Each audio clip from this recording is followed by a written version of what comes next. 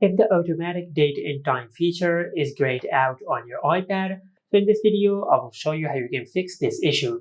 As you can see, currently this issue is fixed on our iPad, but if you're facing this issue that this toggle has been grayed out on your iPad, then the first thing you should do is just go to Settings, and under Settings, just scroll down and tap on Privacy and Security.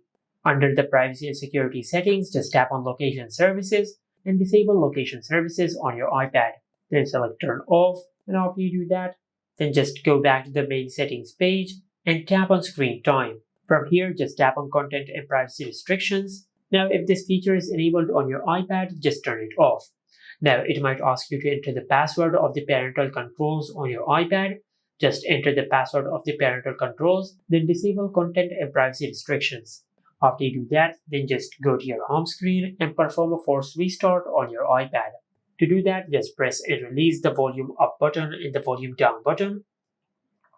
Then quickly press and hold the side button on your iPad until the screen goes black and the Apple logo appears on the screen. Once the Apple logo appears on the screen, just release the side button. And once the force restart process has been completed, then just go to Settings and check if your issue has been fixed or not. If your issue is still not fixed, then the last thing you can do is just go back to Settings, and under Settings, just tap on General. Under the General Settings, just tap on Transfer or Reset iPad, then tap on Reset. And from this pop-up menu, just select Reset All Settings. Then select Reset. Now it might ask you to enter the password of the lock screen of your iPad, and after you do that, then just tap on Reset. And by doing that, you will reset all the settings of your iPad. Now, do not worry, this option will not delete any data of your iPad. It will just reset all the settings of your iPad in case if you have enabled a setting which might be causing this issue.